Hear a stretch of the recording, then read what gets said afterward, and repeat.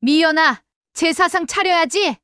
어머니, 저는 친정에서 이미 제사 지내고 왔는데 또 해야 하나요? 그래도 우리 집 제사니까 함께 해야지. 솔직히 말하면 어머니, 저는 이해할 수 없어요. 손주는 한 번도 안 봐주시면서 제사상 차리는 것만 도와달라고 하시네요. 미연아, 그게 무슨 말이야? 내가 안 도와주고 싶어서 안 도와주는 게 아니라 규현이 때문에. 아, 맞아요. 도련님 때문이죠? 그러면 도련님을 시설에 보내시면 되잖아요. 요즘 시설이 얼마나 좋은데요. 거기서 더 전문적으로 돌봐줄 수 있어요. 미연아, 그게 무슨 말이야? 규현이는 내 아들이야. 어떻게 시설에 보내? 어머니, 현실을 받아들이셔야 해요. 도련님 때문에 저희 가족이 다 피해를 보고 있어요. 손주도 제대로 돌봐주지 못하고 명절 때도 분위기 다 망치고 언제까지 이럴 거예요? 규준아, 너는 어떻게 생각하니? 엄마, 이현이 말도 일리가 있어요. 규현이를 계속 돌보시기에는 어머니도 나이가 있으시고. 그때 저는 정말 세상이 무너지는 것 같았어요. 내가 평생 키운 아들이 나를 배신하다니. 아픈 규현이를 시설에 보내라는 며느리 편을 들다니. 저는 그 자리에서 일어났어요. 좋다, 알겠다. 나는 이제 여기 오지 않을 테니까 너희끼리 잘 살아라. 안녕하세요. 청주에 사는 71세 김수키입니다. 본격적인 이야기 시작 전에 구독과 좋아요 눌러주시면 저에게 큰 힘이 됩니다. 그럼 시작하겠습니다. 저는 젊은 시절부터 참 많은 일을 겪었습니다. 결혼해서 첫째 아들 규준이를 낳고 5년 후에 둘째 규현이를 낳았어요. 규현이는 태어날 때부터 조금 달랐습니다. 뇌병변 장애 진단을 받았거든요. 그때 남편이 얼마나 충격을 받았는지 모릅니다. 밤새 술을 마시더니 아침에 일어나서는 이런 아이를 어떻게 키우냐며 소리를 지르더라고요. 저는 그래도 우리 아이인데 어떻게 포기하냐고 함께 키워보자고 했지만 남편은 듣지 않았습니다. 결국 남편은 규현이가 돌이 되기 전에 집을 나갔어요. 그때부터 저 혼자 두 아이를 키워야 했습니다. 주변에서는 규현이를 시설에 보내라고 했지만 저는 절대 그럴 수 없었어요. 내가 낳은 아이인데 어떻게 버릴 수 있겠어요? 낮에는 시장에서 청소 일을 하고 밤에는 반찬 가게에서 일했습니다. 하루에 서너 시간밖에 못 자는 날이 대부분이었어요. 규현이는 손이 많이 갔거든요. 밤에 자주 깨서 울고 약도 제때 먹여야 하고 재활치료도 받아야 했어요. 그래도 저는 한 번도 후회하지 않았습니다. 규현이가 엄마라고 부를 때마다, 규준이가 학교에서 상을 받아올 때마다 모든 피로가 싹 사라졌어요. 이 아이들을 위해서라면 뭐든 할 수 있다고 생각했거든요. 세월이 흘러 규준이는 대학을 졸업하고 좋은 회사에 취직했습니다. 그때 저는 정말 뿌듯했어요. 내가 고생한 보람이 있구나 싶었죠. 규준이가 결혼하겠다고 했을 때도 기뻤어요. 며느리를 얻는다는 게 얼마나 반가운 일인지 모르겠더라고요. 결혼 준비를 위해 제가 평생 모은 돈을 다 털어 넣었습니다. 전세금도 제가 마련해주고 결혼식 비용도 모두 제가 댔어요. 그때 통장 잔고를 보니 거의 바닥이었지만 후회하지 않았어요. 우리 아들이 행복하다면 그걸로 충분했거든요. 며느리 미연이도 처음에는 참 착했어요. 어머니, 고생 많이 하셨어요. 이제 저희가 효도할게요. 라고 하더라고요. 저는 그 말이 얼마나 고마웠는지 몰라요. 이제 좀 편해질 수 있겠구나 싶었죠. 결혼 후 1년쯤 지나서 첫 손주가 태어났어요. 정말 예쁜 아이였습니다. 제가 얼마나 기뻤는지 모르겠어요. 드디어 손주를 안아보는구나 싶어서 눈물이 났어요. 그런데 문제는 그때부터 시작됐습니다. 미연이가 육아 때문에 많이 힘들어 하더라고요. 처음 아이를 키우는 거니까 당연히 어려울 수밖에 없죠. 저도 그때를 생각하면 얼마나 막막했는지 알아요. 그러던 어느 날 미연이가 저에게 전화를 했어요. 어머니, 아기 좀 봐주실 수 있으세요? 제가 너무 힘들어서요. 라고 하더라고요. 저도 손주를 돌보고 싶은 마음은 굴뚝 같았어요. 그런데 문제는 규현이었습니다. 규현이는 아직도 제가 돌봐야 할 아이거든요. 비록 30이 넘었지만 정신연령은 10살 정도예요. 혼자 둘 수가 없어요. 화장실도 혼자 제대로 못 가고 밥도 누가 챙겨줘야 먹거든요. 저는 미연이에게 사정을 설명했어요. 미연아, 미안하다. 나도 손주 돌보고 싶은 마음은 굴뚝 같은데 규현이를 혼자 둘 수가 없어서 그래. 대신 집에서 돌보는 거라면 언제든 와서 도와줄게. 라고 했죠. 그런데 미연이 표정이 싸늘해지더라고요. 아, 그래요? 그럼 어쩔 수 없네요. 라고 하고는 전화를 끊어버리더라고요. 그때부터 뭔가 분위기가 이상해졌어요. 규준이에게 물어보니 엄마, 미연이가 많이 힘들어해요. 친정어머니는 맨날 와서 도와주는데 시어머니는 한 번도 안 와주니까 섭섭하다고 하더라고요. 저는 그 말을 듣고 정말 속이 상했어요. 내가 안 도와주고 싶어서 안 도와주는 게 아닌데 왜 이해해 주지 않는 걸까요? 규현이 상황을 모르는 건 아닐 텐데 말이에요. 그래서 저는 미연이를 직접 만나서 이야기해 보기로 했어요. 규현이를 데리고 갔는데 미연이가 규현이를 보는 눈빛이 별로 좋지 않더라고요. 뭔가 부담스러워하는 것 같았어요. 미연아, 도와주지 못해서 미안해. 그런데 규현이는 혼자 둘 수가 없어서 그래. 대신 집에서 할 수 있는 일이 있다면 언제든 말해줘. 반찬이라도 해서 갖다 줄게. 라고 했어요. 그런데 미연이가 대답하는 게 괜찮아요. 어머니, 저도 이해해요. 라고 하면서도 표정은 전혀 그렇지 않더라고요. 그때부터 저는 뭔가 불안한 마음이 들기 시작했어요. 명절 때도 마찬가지였어요. 제사 준비를 하는데 미연이가 전혀 도와주지 않더라고요. 예전에는 그래도 나름대로 도움을 줬는데 이제는 아예 관심도 없는 것 같았어요. 시간이 지날수록 미연이의 태도는 더욱 차가워졌어요. 처음에는 그래도 겉으로라도 예의를 시켰는데 이제는 그것도 없어졌어요. 어느 날 규준이가 직장에서 승진을 했어요. 저는 너무 기뻐서 미역국을 끓여서 가져갔어요. 그런데 문을 열어준 미연이가 아, 어머니 오셨네요. 미역국이요? 저희 이미 먹었는데요. 그래도 한번 먹어봐. 내가 정성껏 끓인 거야. 아, 정말 괜찮아요. 냉장고에 넣어두세요. 라고 하면서 거실로 들어가 버리더라고요. 그때 손주가 저를 보고 할머니 하고 달려왔어요. 제가 얼마나 반가웠는지 모르겠어요. 그런데 미연이가 준호야, 할머니는 바쁘시니까 인사만 하고 가자. 라고 하더라고요. 저는 그 말을 듣고 정말 서운했어요. 가장 충격적이었던 건 작년 추석 때였어요.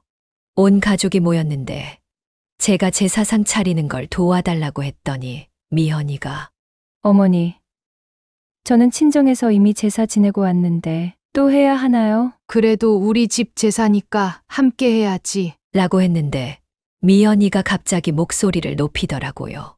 솔직히 말하면 어머니, 저는 이해할 수 없어요. 손주는 한 번도 안 봐주시면서 제 사상 차리는 것만 도와달라고 하시네요. 그때 온 가족이 조용해졌어요. 저는 얼굴이 화끈거렸어요. 미연아, 그게 무슨 말이야? 내가 안 도와주고 싶어서 안 도와주는 게 아니라 규현이 때문에. 라고 하려는데 미연이가 말을 끊더라고요.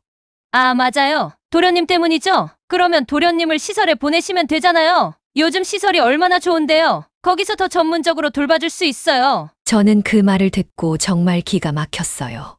내 아들을 시설에 보내라고. 어떻게 그런 말을 할 수 있죠? 미연아, 그게 무슨 말이야? 규현이는 내 아들이야. 어떻게 시설에 보내? 그러자 미연이가 더 큰 소리로 어머니, 현실을 받아들이셔야 해요. 도련님 때문에 저희 가족이 다 피해를 보고 있어요. 손주도 제대로 돌봐주지 못하고 명절 때도 분위기 다 망치고 언제까지 이럴 거예요? 저는 그 순간 정말 숨이 막혔어요. 내가 평생 키운 아들을 피해라고? 분위기를 망친다고? 온 가족 앞에서 이런 모욕을 당하다니. 규준이를 봤는데 규준이는 고개를 숙이고 있더라고요. 규준아, 너는 어떻게 생각하니? 엄마, 미연이 말도 일리가 있어요. 규현이를 계속 돌보시기에는 어머니도 나이가 있으시고 그때 저는 정말 세상이 무너지는 것 같았어요. 내가 평생 키운 아들이 나를 배신하다니. 규현이를 시설에 보내라는 며느리 편을 들다니. 저는 그 자리에서 일어났어요. 좋다, 알겠다. 나는 이제 여기 오지 않을 테니까 너희끼리 잘 살아라. 그날 집에 돌아와서 저는 밤새 울었어요.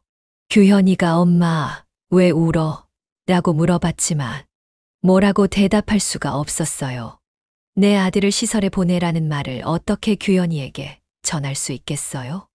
며칠 후 규준이가 전화를 했어요. 엄마, 그날은 미연이가 너무 그랬어요. 사과하고 싶다고 해요. 저는 그래도 아들이 양심이 있구나 싶었어요. 그래서 만나자고 했죠. 그런데 만나서 나눈 대화는 제 기대와 전혀 달랐어요. 규준이가 엄마, 미연이가 사과는 하는데 조건이 있대요. 규현이 문제를 해결해야 한다고 해요. 무슨 조건이 있어? 규현이를 시설에 보내든지 아니면 도우미를 고용해서 엄마가 자유롭게 다닐 수 있게 하든지 해야 한다고 해요. 그래야 손주도 봐주시고 가족 모임에도 참석할 수 있잖아요. 저는 그 말을 듣고 화가 치밀어 올랐어요. 규준아, 도우미 비용이 한 달에 얼마인지 알아? 내가 지금 벌어서 어떻게 그 돈을 대? 그리고 규현이를 시설에 보내는 건 절대 안 돼. 엄마, 그런 방법이 없잖아요. 미연이도 이해해달라고 하는데 어머니가 너무 고집이 세신 거 아니에요? 그때 저는 깨달았어요. 규준이도 속마음은 미현이와 다르지 않다는 걸. 규현이가 부담스럽다는 걸. 그래서 저는 그 자리에서 알겠다. 앞으로 너희 일에 관여하지 않을 테니까 나도 신경 쓰지 마라. 라고 했어요. 그 후로 한 달 정도 연락이 없었어요. 그러던 어느 날 은행에서 전화가 왔어요. 어머님, 적금 계좌에서 큰 금액이 출금되었는데 확인해 보시겠어요? 저는 깜짝 놀라서 은행에 갔어요. 제 명의로 된 적금 통장에서 900만 원이 빠져나간 거예요. 저는 그 돈을 규현이 치료비와 생활비로 쓰려고 모아둔 돈이었어요. 이게 어떻게 된 일이에요? 아드님께서 어머님 인감과 신분증을 가지고 와서 출금하셨어요. 저는 그 말을 듣고 정말 기가 막혔어요. 규준이가 제 도장과 신분증을 훔쳐가서 돈을 빼간 거예요. 집에 돌아와서 규준이에게 전화했어요. 규준아, 내 통장에서 돈 뺀 거야? 아, 그것 좀 빌렸어요. 급한 일이 있어서요. 나중에 갚을게요. 급한 일이 뭔데 나에게 말도 없이 돈을 빼가? 그것도 900만 원이나? 미연이가 친정어머니 수술비가 필요하다고 해서요. 어차피 나중에는 우리가 받을 돈이잖아요. 그냥 조금 일찍 쓰는 거라고 생각하세요. 저는 그 말을 듣고 정말 충격을 받았어요. 어차피 나중에 받을 돈이라고? 내가 아직 살아있는데 벌써 내 재산을 자기 것이라고 생각하고 있었던 거예요. 그날 밤 저는 정말 많은 생각을 했어요. 이대로 당하고만 살 수는 없다고 생각했어요. 내가 평생 고생해서 모은 돈을 아무런 말도 없이 가져가다니. 그것도 내 아들이. 다음 날 아침 일찍 규준이네 집으로 갔어요. 미연이가 문을 열어줬는데 어머니, 갑자기 웬일이세요? 통장에서 돈 뺀 거 알고 있어. 당장 돌려줘. 아, 그거요? 이미 쓴 거요. 저희 친정어머니 수술비로 썼어요. 어머니도 이해하시죠? 급한 일이었으니까요. 이해해. 내 돈을 내 허락도 없이 가져가서 이해하라고? 그럼 언제 갚을 거야? 어머니, 너무 그러지 마세요. 어차피 나중에 상속받을 돈이잖아요. 미리 준 거라고 생각하세요. 저는 그 말을 듣고 정말 기가 막혔어요. 규준이까지 나왔어. 엄마, 미연이 말이 맞아요. 나중에 어머니가 돌아가시면 어차피 우리가 받을 돈인데 지금 급한 일에 쓰는 게 뭐가 문제예요? 라고 하더라고요. 규준아, 너는 내가 언제 죽는다고? 내 재산을 마음대로 가져가. 그리고 내가 규현이 돌봐야 하는데 그 돈이 얼마나 중요한지 알아? 엄마, 그러니까 규현이를 시설에 보내자고 하는 거잖아요.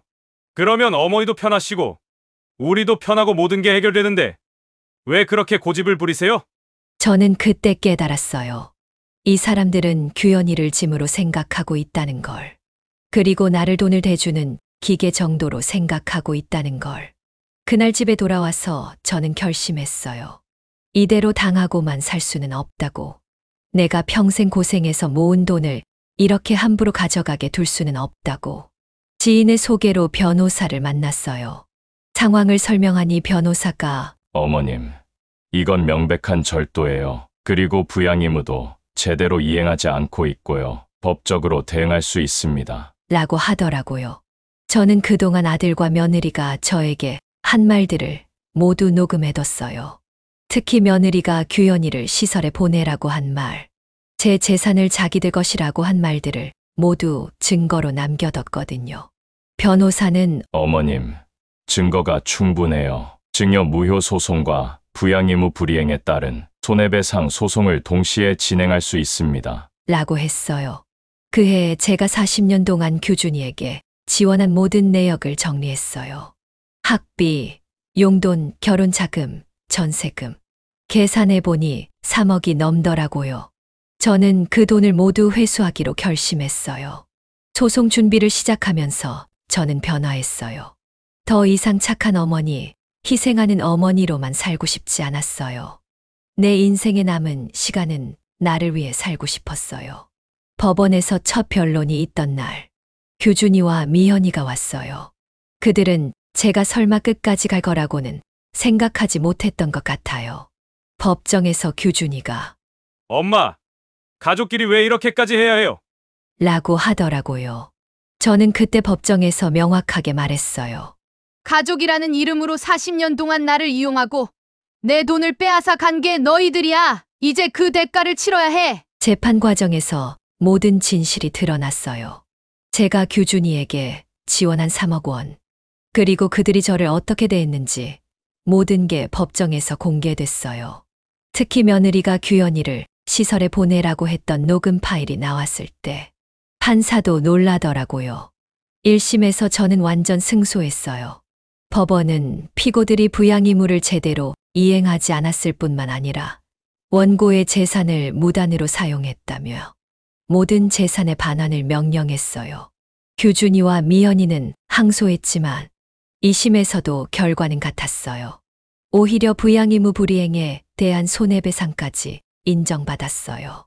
그들은 저에게 5억 원을 배상해야 했어요. 판결이 확정된 후 저는 모든 재산을 정리했어요. 그동안 살던 집도 팔고 적금도 모두 해지했어요. 그리고 규현이와 함께 조용한 시골 마을로 이사했어요. 바닷가가 보이는 작은 집을 샀어요. 규현이가 바다를 보며 엄마, 여기 좋아라고 하더라고요. 저도 그 말에 공감했어요. 정말 좋았어요. 아무도 우리를 귀찮게 하지 않고 아무도 우리에게 뭔가를 요구하지 않는 곳이었어요.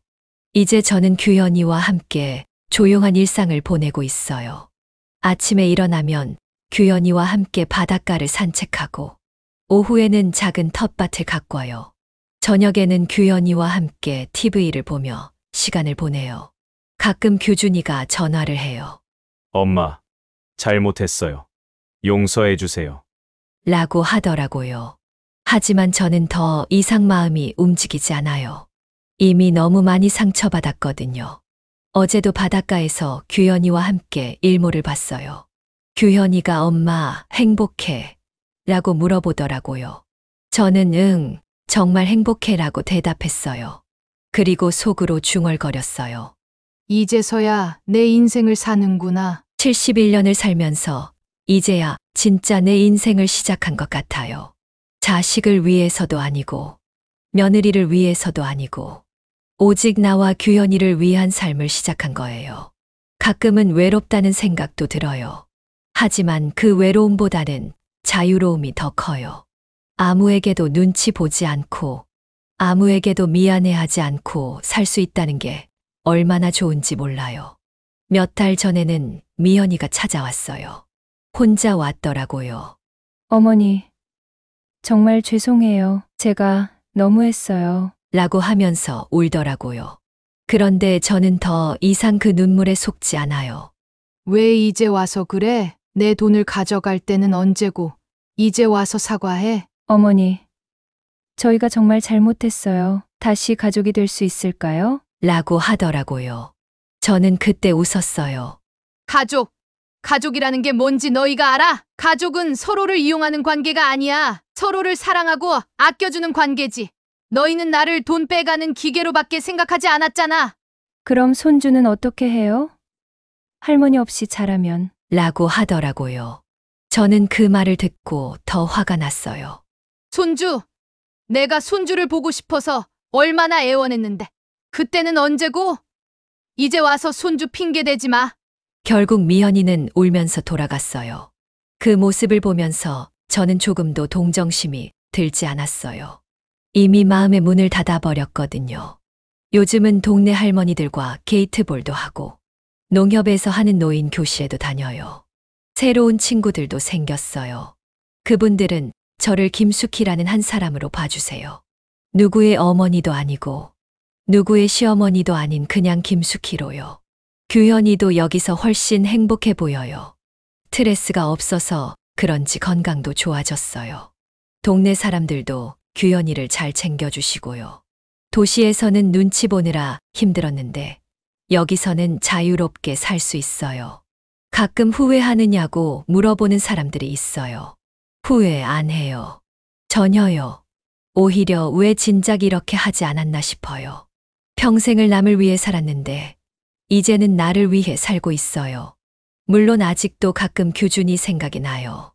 그래도 내가 낳은 아들이니까요.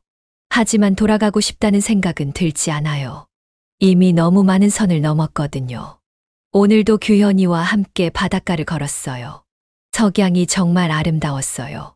규현이가 엄마, 우리 여기서 계속 살자라고 하더라고요. 저는 그래, 우리 여기서 행복하게 살자라고 대답했어요. 이제 저는 진짜 자유로워요. 71년을 살면서 이제야 내 인생의 주인이 된 기분이에요. 남은 인생은 정말로 나를 위해, 규현이를 위해 살 거예요. 이사 온 지 6개월이 지났어요. 계절이 바뀌면서 이곳의 새로운 모습들을 발견하고 있어요. 봄에는 집 앞 벚꽃이 만발했고, 여름에는 바다에서 시원한 바람이 불어왔어요. 이제 가을이 되니 단풍이 정말 아름다워요. 저는 이곳에서 새로운 일상을 만들어가고 있어요. 아침 6시에 일어나서 규현이와 함께 바닷가를 산책해요. 규현이가 엄마, 오늘도 바다 예뻐라고 하면 저도 덩달아 기분이 좋아져요. 동네 할머니들과도 친해졌어요. 처음에는 타지에서 온 사람이라고 조금 어색해 하시더니 이제는 가족처럼 대해주세요. 박순자 할머니는 수키야, 너 여기 와서 훨씬 밝아졌다라고 하시더라고요. 그 말을 듣고 저도 깨달았어요. 정말 많이 변했구나. 예전에는 항상 눈치 보고 미안해하고 다른 사람 기분 맞춰주느라 바빴는데 이제는 내 감정을 솔직하게 표현할 수 있어요. 며칠 전에는 규준이가 직접 찾아왔어요. 혼자 왔더라고요.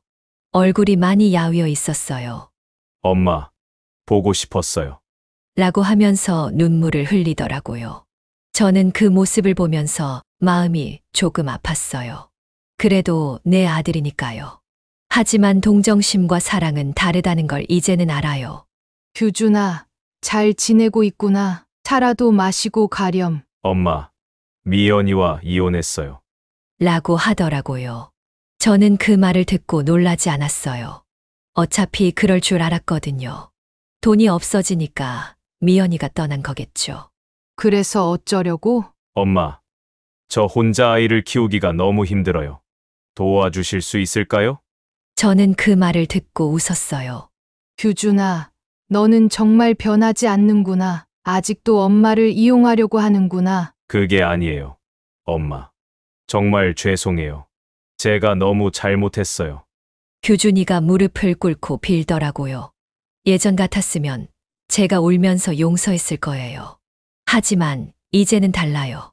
규준아, 나는 이미 내 인생을 시작했어. 너희를 위해 희생하던 김숙희는 끝났어. 이제는 나를 위해 사는 김숙희야. 너도 내 인생은 내가 책임져야 해.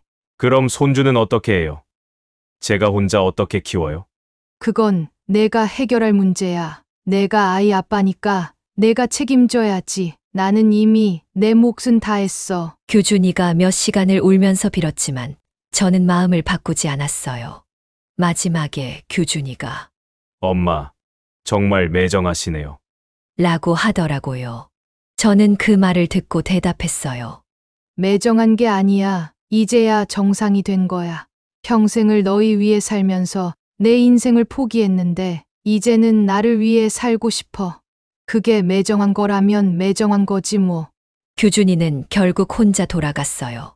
그 뒷모습을 보면서 조금 안쓰럽기는 했지만 후회하지 않았어요. 이제는 정말로 끝이에요. 시간이 흐르면서 저는 진짜 행복이 무엇인지 깨달았어요. 행복은 남에게 인정받는 게 아니라 자기 자신이 만족하는 거더라고요. 남을 위해 희생하는 게 미덕이라고 생각했는데 그게 아니었어요. 이곳에서 만난 할머니들을 보면서 많은 걸 배웠어요. 이순희 할머니는 70세의 남편과 이혼하고 혼자 살고 계세요. 내가 왜 저 영감 뒷바라지만 하고 살아야 하노? 내 인생도 소중한 거 아이가? 라고 하시더라고요. 정말 맞는 말이에요. 내 인생도 소중한 거예요. 왜 다른 사람을 위해서만 살아야 하죠? 물론 가족은 중요해요. 하지만 그렇다고 해서 내 인생을 포기할 이유는 없어요. 요즘은 새로운 취미도 생겼어요. 동네 문화센터에서 하는 서예 교실에 다녀요. 붓으로 글씨를 쓰다 보면 마음이 정말 편해져요. 선생님이 김 선생님은 정말 재능이 있으시네요. 라고 하시더라고요. 그리고 작은 텃밭도 가꾸고 있어요. 상추, 배추, 무도 심었어요. 규현이가 물 주는 걸 도와주는데 정말 열심히 해요. 가끔 청주에 살 때를 생각해보면 정말 바보 같았어요. 왜 그렇게 눈치 보고 살았을까요? 왜 내 의견은 말하지도 못하고 참기만 했을까요? 이제 생각해보니 제가 너무 착한 사람인 척했던 것 같아요. 진짜 착한 사람은 자기 자신도 사랑할 줄 아는 사람이에요. 자기를 사랑하지 못하는 사람이 어떻게 남을 진짜로 사랑할 수 있겠어요? 저는 그동안 착한 척했지. 진짜 착하지는 않았던 것 같아요. 며칠 전에는 동네 분들과 함께 바다 낚시를 갔어요. 생전 처음 해보는 낚시였는데 정말 재미있더라고요. 고기는 못 잡았지만 바다 한가운데서 보는 풍경이 정말 아름다웠어요. 그때 박순자 할머니가 수키야, 너 진짜 행복해 보인다 라고 하시더라고요. 저도 그때 깨달았어요. 정말 행복하구나. 이런 게 행복이구나. 예전에는 행복이 뭔지 몰랐어요. 아들이 좋은 대학 가면 행복할 줄 알았고, 좋은 직장 들어가면 행복할 줄 알았어요. 결혼하고 손주 낳으면 행복할 줄 알았고요. 하지만 그런 건 그냥 만족감이었어요. 진짜 행복은 아니었어요. 진짜 행복은 이런 거더라고요. 아무 욕심 없이 그냥 평범한 일상을 즐기는 것. 규현이와 함께 바닷가를 걸으면서 오늘도 좋은 하루다라고 생각하는 것. 그런 게 진짜 행복이에요. 계절이 한 바퀴 돌면서 저도 많이 변했어요. 가장 큰 변화는 마음이 평안해졌다는 거예요. 예전에는 항상 뭔가에 쫓기는 기분이었는데 이제는 여유가 생겼어요. 동네 할머니들과의 관계도 더 깊어졌어요. 김영숙 할머니는 저와 비슷한 경험을 하신 분이에요. 아들 셋을 키우면서 모든 재산을 다 써줬는데 나중에는 모두 등을 돌렸다고 하더라고요. 수키야, 자식이라는 게 키울 때는 내 목숨보다 소중하다가도 다 키우고 나면 남이야. 그게 현실이야. 영숙 할머니 말씀이 정말 맞아요. 저도 이제야 깨달았어요. 하지만 그렇다고 해서 모든 자식이 그런 건 아니에요. 이웃집 최정자 할머니는 딸이 정말 효녀예요. 매주 찾아와서 안부를 묻고 필요한 것도 챙겨주고요. 부모를 진짜 부모로 대해줘요. 그 차이가 뭘까 생각해봤는데 결국은 교육의 차이인 것 같아요. 저는 규준이를 너무 응석바지로 키웠어요. 뭐든 다 해주고 뭐든 다 사주고 그러니까 당연하게 생각하게 된 거죠. 최정자 할머니는 딸이 어릴 때부터 부모도 사람이라고 가르쳤어. 부모가 뭐든 해줄 수 있는 존재가 아니라 한계가 있는 사람이라고 했지. 라고 하시더라고요. 정말 맞는 말이에요. 저는 규준이에게 엄마는 만능이라고 생각하게 했어요.